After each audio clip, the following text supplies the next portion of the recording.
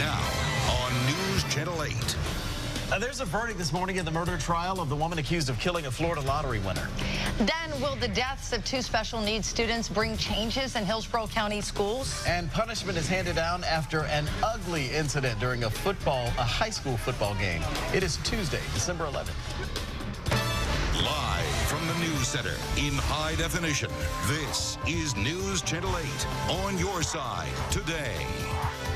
Good morning and welcome to News Channel 8 today. I'm Gail Guayardo. I'm Rod Carter. Glad you could join us this morning at 6 o'clock. News headlines are coming up in just a minute. Let's get you out the door, though, with Storm Team 8 meteorologist Meg Hatton. Some parts of the Bay Area seeing more fog today. Yeah, definitely a soupy start to the day. Good morning to you both. Good morning to you at home. Watching a few showers and thunderstorms cruise south of the News Channel 8 viewing area, but more showers and storms are developing in the Gulf. A few of the spotty showers may clip the extreme southern portion of Sarasota County, so watch out Northport for a few of those quick-moving showers moving your way. Also through the southern part and eastern portion of Highlands County with a few lightning strikes detected there.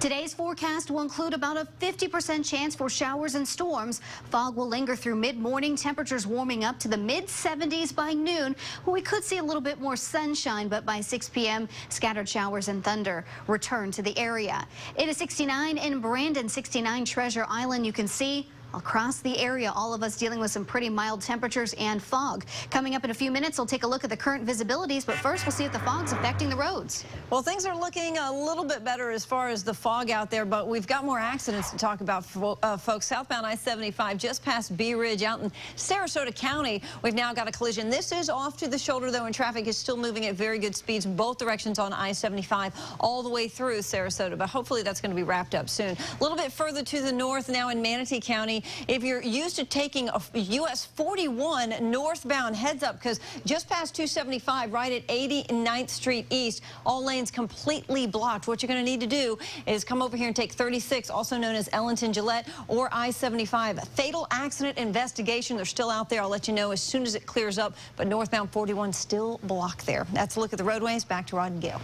All right, Leslie, thank you. Dee Moore is guilty of murder and will spend the rest of her life in prison. Last night, a jury found Moore guilty of killing Florida lottery winner Abraham Shakespeare in 2009. The jury came to the decision after about 3 hours of deliberation. News Channel 8's Chip Osowski is live in Tampa this morning. And Chip, after the verdict, the judge had some stern words for Moore. He certainly did, Gail, and shortly after the verdict was read, Judge Emmett Lamar Battles sentenced her to life in prison. She showed very little emotion as the clerk read the jury's verdict. Prosecutors painted her as a vindictive woman who killed Abraham Shakespeare. He won the lottery in 2006. He met Moore 2 years later. A year after that, he was dead. The trial was filled with antics, with Moore breaking down a number of times. Here's what the judge had to say following that guilty verdict. I will make just a very brief comment, Ms. Moore. After trial, listening to all of this over 2 weeks, words that were said here, cold, calculated, cruel, they all apply.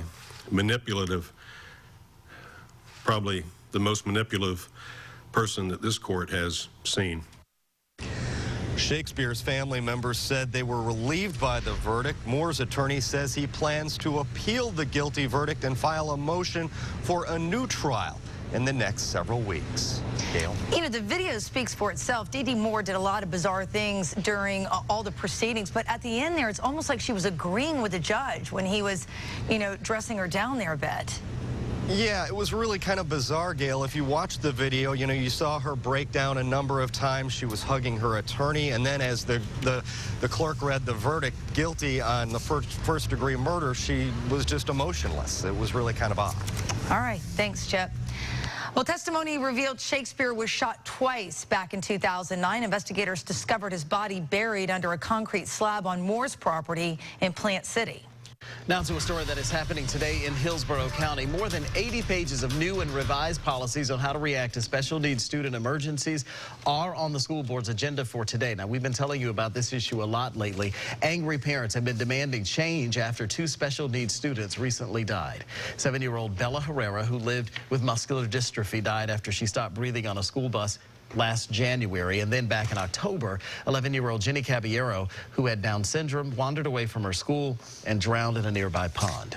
News Channel 8's Adrian Pedersen is live at the district headquarters this morning in downtown Tampa. Adrian, you've had a chance to sift through a lot of this material. What's the bottom line here? Right, Rod, I want to go ahead and break this down for you. So take a look at these documents. Now this is just 30 pages of, I think, 88 pages total. I only printed off almost half of them, and I want to go ahead and tell you the main difference here. They went through, looked at the policies in place in the district, and made some changes. Now, the main changes are just to be more specific, to give teachers and staff members step-by-step instructions on what to do. Now, one of the things in here talks about elopement, and that is when a child runs away, like you were talking about with Jenny Caballero, ran away from school, and before there were lockdown steps, but not step-by-step what to do when the child goes missing for that child. So this is just more specific. You know, I asked the spokesperson here at the district who came up with the policies. How did they get to this point? Here's what he had to say about it. The first step was to bring our own experts in. We brought the transportation people in to say what's in place in transportation, what needs to be in place. We brought the special education people in, what's in place, what needs to be in place. We brought maintenance people in to look at the school site and the fences and all that. So from there, they then brought the policies to parents of special needs students and asked for some feedback. So, Rod, again, today that school board meeting starts at 3, and anyone can go to that to give their feedback. So once they go through all this material, what's the next step? Well, the meeting should take a while to get through all of these policies. They said they'll try to keep it moving, but you know, they've already implemented a few policies that were extremely urgent. They had to get done right away, but they say once they present this to the school board, it will be full speed ahead. All right, Adrian, thank you. Now to some of the stories making headlines around the state this morning. Calls for secession have increased dramatically since last month's presidential election. More than 35,000 have signed a petition. They all want Florida to secede from the United States. The petition asks the federal government to allow Florida to peacefully withdraw from the United States and create its own government. The White House promises to post a response to the petition on its website. USF anthropologists unearthed a dark part of Florida's history at the Dozier School for Boys in Marianna.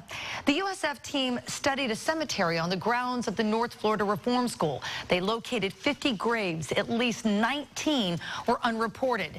The state investigated the school several times for claims of abuse and suspicious deaths of children. Former Dozier student Robert Straley says the grave sites are no surprise. I think the more bodies they find, the more people are going to understand that, yes, what we were saying all along was true. These vicious beatings did take place. Because the campus was racially segregated, the USF researchers believe there may be more unmarked graves in a second cemetery. Now for a look at some of the stories that are happening today. There's a renewed sense of urgency in Washington to reach a deal to avoid going over the so-called fiscal cliff. That is because the House of Representatives is back in town today. Speaking at a diesel plant outside of Detroit, the president is trying to sell his plan to avoid the cliff to Americans.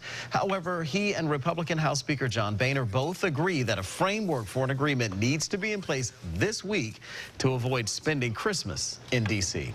Thousands of demonstrators are expected to descend on Michigan State House today. They're protesting proposed right-to-work legislation. Now, the bills would prohibit requiring non-union employees to pay unions for services like contract negotiations. Michigan's Republican governor supports the legislation, and that's pitting him against labor leaders and federal lawmakers.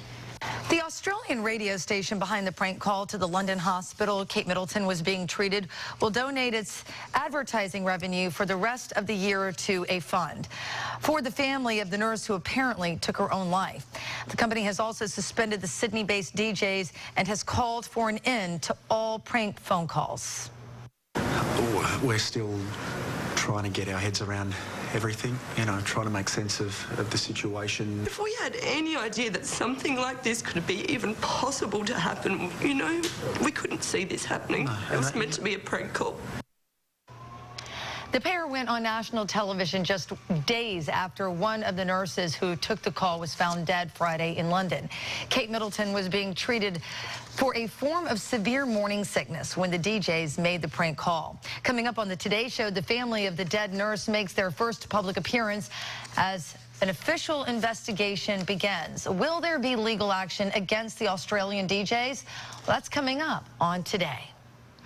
Millions of fans in Mexico and the United States continue to mourn the death of singer Jenny Rivera. The singer died Sunday in the crash of a private Learjet in northern Mexico. A search crew found her remains yesterday. It's still not clear what caused the crash. The 43-year-old Mexican-American Grammy winner sold more than 15 million albums worldwide. It's 6:10. Students are teaching a valuable lesson about school pride. And emotions running high in a high-stake game of high school football. See what some Bay Area players did that may have them facing a fine and punishment. And we've got a new accident out in the Manatee County area, folks. We'll also take a look at a fatal accident investigation still going on in Palmetto. It's all coming up with your True Speed traffic. You're more than likely waking up to a lot of fog in your area. Some folks, though, are not seeing any fog at all. The fog is currently lifting at the news center. 69 degrees, a southwest wind at 2 miles per hour. Lots of clouds and unstable atmosphere in place right now. That's what helped to kick off showers and thunderstorms last night and helping to keep them going across South Florida this morning. A few of those showers approaching the Sarasota coast, and we'll take a closer look at radar. 77 degrees, the afternoon high today. About a 50% chance for showers and storms into the evening hours, and some may be strong to severe. More forecast details right after this break. You're watching News Channel 8 Today.